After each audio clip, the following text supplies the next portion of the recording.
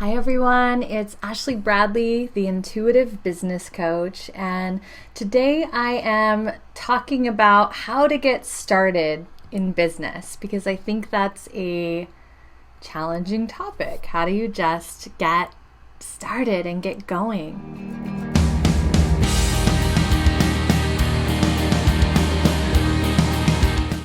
Okay, so I have divided this topic into three separate areas because I do want to make this very simple, because I feel like when we talk about starting a business for the first time, it feels very complicated, it feels very overwhelming, and I think that's one of the biggest things that stops people from just doing it already.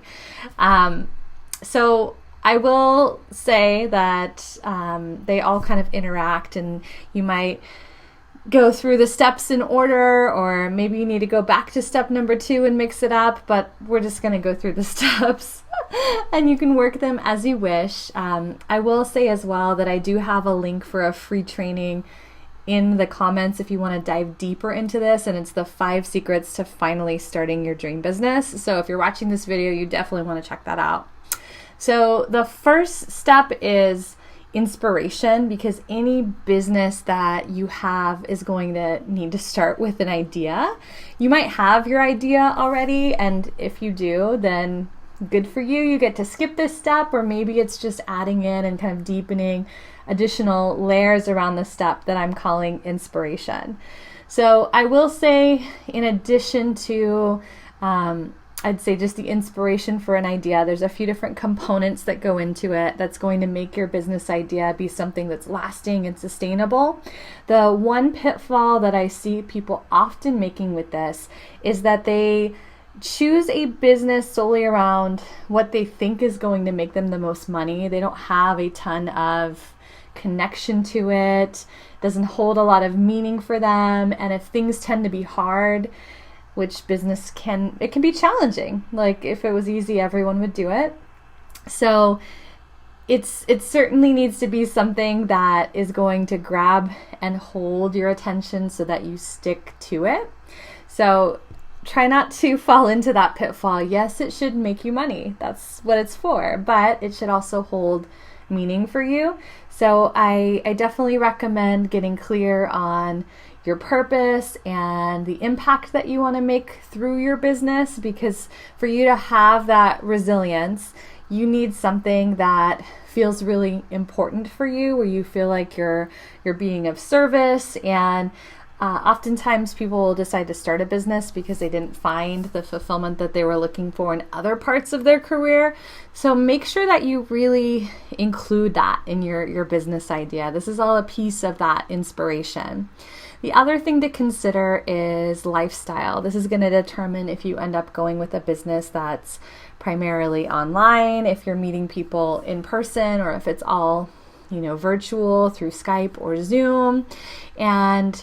Or maybe it's like a brick and mortar because you want the interaction. So think about the lifestyle that you want to create first. This also might inform the amount of money that you want to make from your business. But this will start to give you a deeper sense of the type of business and the kind of business that's actually going to fulfill the life that you want to have. And I would say the third component, so I guess we have 3 things, but they have subcomponents. The third part of inspiration is to think about startup costs. Like if you don't want to really invest a lot into your business, you'll want to think about that, right? Then maybe a business that's primarily online, that's more of a service-based business, seems to be something that'll work for you. I will say as well, that you might decide that you want to go the route of getting a loan if it's something that involves buying an inventory or something like that, whatever it might be for you. So all of these different parts of inspiration, purpose, lifestyle, startup costs, these all are things that funnel into the business idea.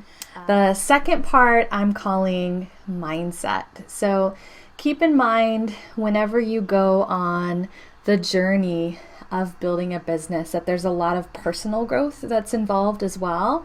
And you really can't skip that part. Oftentimes, if it's the first time that you're doing this, you'll notice there's a lot of beliefs that pop up in terms of how money is made, what's stable, what's a responsible way of making money. And so you really do need to go into this with the intention of really noticing and addressing those things that come up head on, so that you can really continue the growth for yourself. This is the thing that's going to actually give you the fuel as well as the tools to move through these different elements, because without the personal growth and mindset component, you tend to really get a little bit stuck, or I see that people don't continue with their business. So make sure that you anticipate this, and it might come through your own efforts of certain people that you follow. Maybe it's coming through books you read, coaches that you work with, people that you know in your network that are entrepreneurs or business owners. But you definitely need to make sure that you address the mindset component so that you start in the first place, because oftentimes all of the inner critics and the reasons why this business can't work for you it's going to come out of the woodwork. So this is going to help you to actually start, and it's also going to help you to continue to move forward when things get hard. So this is something that needs to be addressed consistently all along the way, but definitely important before you actually just start the business. So you have the business inspiration and idea, the mindset, and the third category I'm calling the action. So I know that it feels like a lot, and I know that we often, again, have that inner voice that likes to convince us that you've never owned a business before, you don't know what you're doing. But if you just look at it and you take it one step at a time, or even if you're doing just one small thing a day, that's going to get you there. It's going to get the train on the tracks. So just take it a step at a time. I know that sometimes when we're on step like A or B, we're wanting to jump ahead to worrying about what's like letter M or N. And so that tends to cause a lot of anxiety. So just be in the phase that you're at, and don't look too far ahead on the path, or else sometimes it might make you feel like you're not ready and you're gonna jump ship. You're not gonna do it. So something that goes along with that would be simplicity. And I would say that, okay, I'll give you an example is I do primarily work with service-based business professionals, people that are providing a service, and usually they're working online. So many times those individuals don't necessarily even have a separate business name. They're just operating as their name, which means that they don't have to file, any paperwork in terms of a DBA. You could just do business as your name. And a lot of times the majority of people are paying that person virtually through some kind of freelance site, through PayPal. And I do recommend getting a business account at some point, right? It's going to make your finances and your accountant or whoever you work with a lot easier. But just in terms of getting started, don't let it stop you. It's going to be very simple for you.